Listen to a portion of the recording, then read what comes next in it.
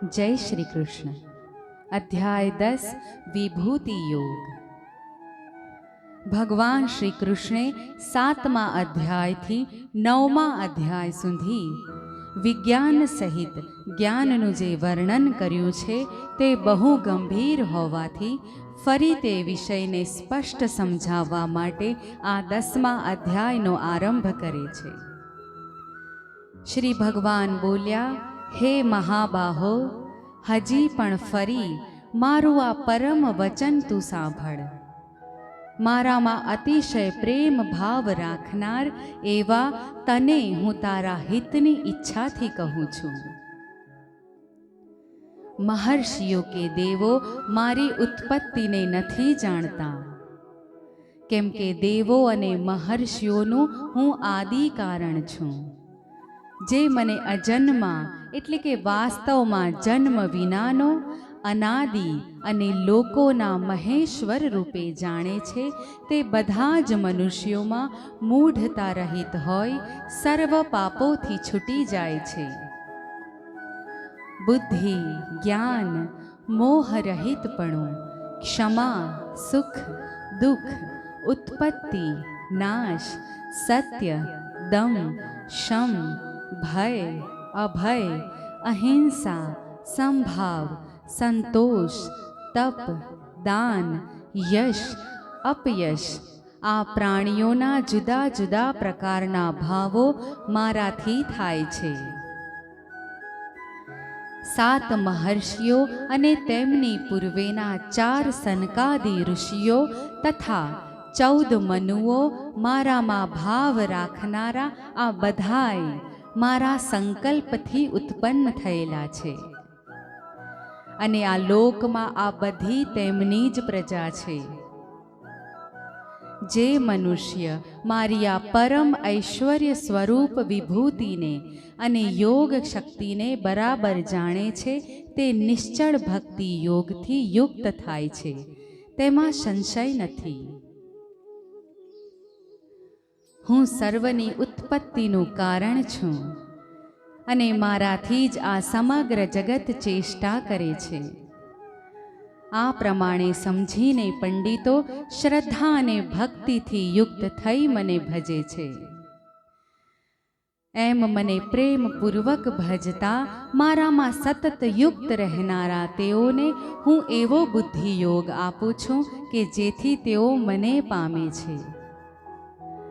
તેમની ઉપર કૃપા કરવા માટે જ તેમના અંતઃકરણમાં રહેલો હું જ્ઞાનરૂપી પ્રકાશમય દીવા વડે અજ્ઞાનથી થતા અંધકારનો નાશ કરું છું। ત્યારે અર્જુન બોલ્યા, આપ પરબ્રહ્મ, પરમ ધામ, પરમ પવિત્ર છો। સર્વ ઋષિઓ તથા દેવર્ષિ નારદ, અસિત, દેવલ ઋષિ અને મહર્ષિ વ્યાસ પણ આપને પરમ પુરુષ, સનાતન, દિવ્ય, આદિદૈવ, અજન્મા અને વ્યાપક કહે છે, અને આપ પોતે પણ મને એમ જ કહો છો। હે કેશવ, આપ જે મને કહો છો તે સર્વ હું સત્ય માનું છું। હે ભગવન, આપનું સ્વરૂપ દેવો કે દાનવો પણ નથી જાણતા। હે પુરુષોત્તમ, હે ભૂતોને ઉત્પન્ન કરનાર, હે ભૂતોના ઈશ્વર, હે દેવોના દેવ, હે જગતના સ્વામી, આપ પોતે જ પોતાને પોતાના વડે જાણો છો।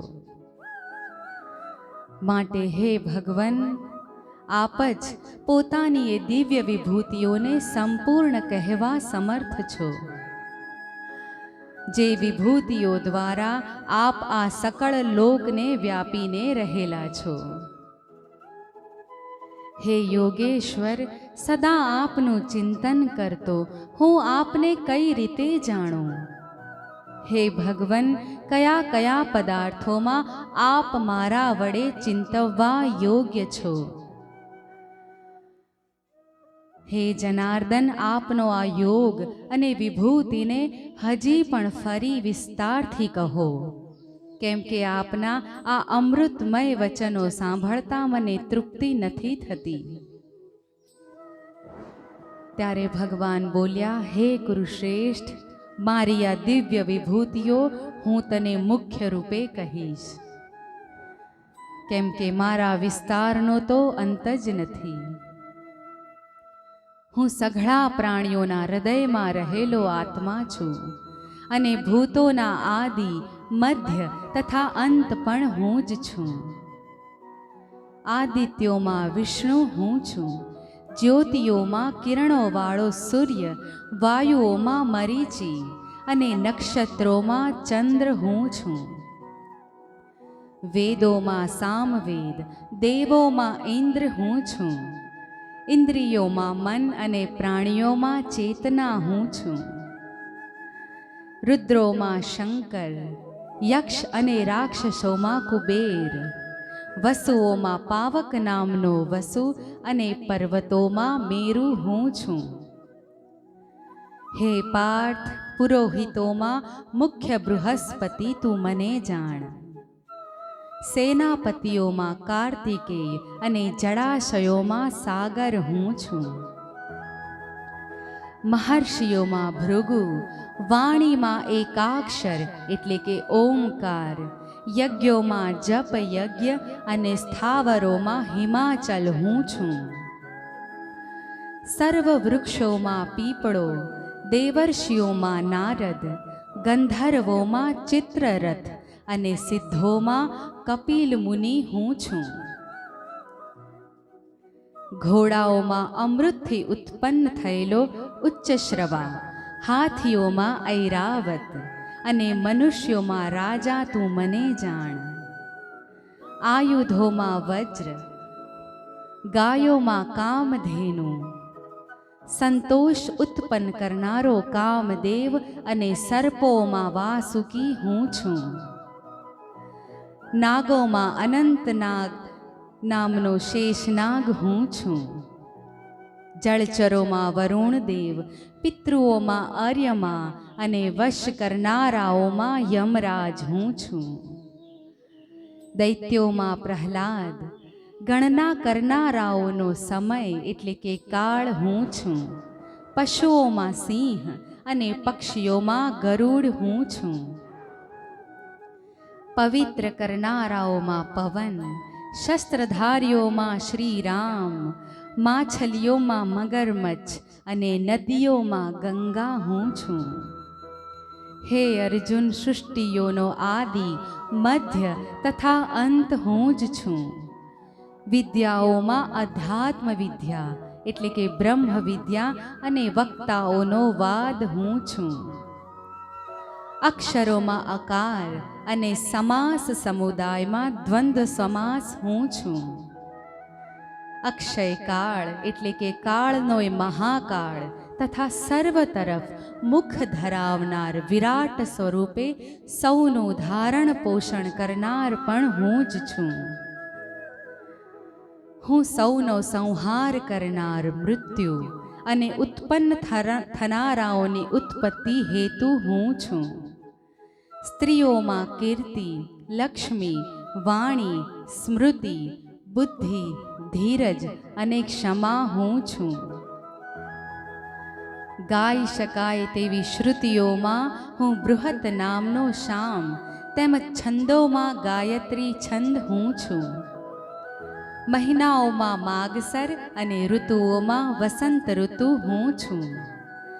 છળ કરનારાઓમાં જુગાર, તેજસ્વીઓમાં તેજ, જીતનારાઓનો વિજય, નિશ્ચય કરનારાઓનો નિશ્ચય, સાત્વિક માણસોનું સત્વ હું છું.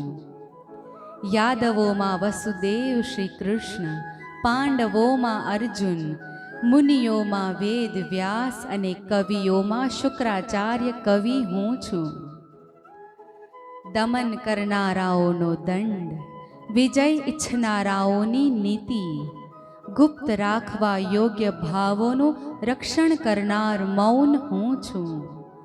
જ્ઞાનીઓનું જ્ઞાન હું છું. વળી હે અર્જુન, સર્વભૂતોનું જે બીજ છે તે પણ હું જ છું. તેવું કોઈ ચર કે અચર પ્રાણી નથી કે જે મારા વિનાનું હોય. હે પરમ તપ, મારી દિવ્ય વિભૂતિઓનો અંત નથી. આ વિભૂતિઓનો વિસ્તાર તો મેં અત્યંત ટૂંકમાં કહ્યો છે. જે જે વસ્તુ ઐશ્વર્યવાળી, શોભાવાળી અથવા બળ કે પ્રાણવાળી હોય તેને તેના મારા તેજના અંશથી ઉપજેલી તું જાણ.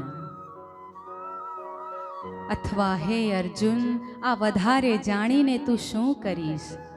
હું આખાય બ્રહ્માંડને પોતાની યોગ શક્તિ એક અંશ માત્રથી ધારણ કરીને રહેલો છું. આ પ્રમાણે ઉપનિષદ, બ્રહ્મ વિદ્યા તથા યોગ શાસ્ત્ર રૂપી શ્રી કૃષ્ણ તથા અર્જુનના સંવાદ વિશે વિભૂતિ યોગ નામનો 10મો અધ્યાય સંપૂર્ણ થયો. જય શ્રી કૃષ્ણ.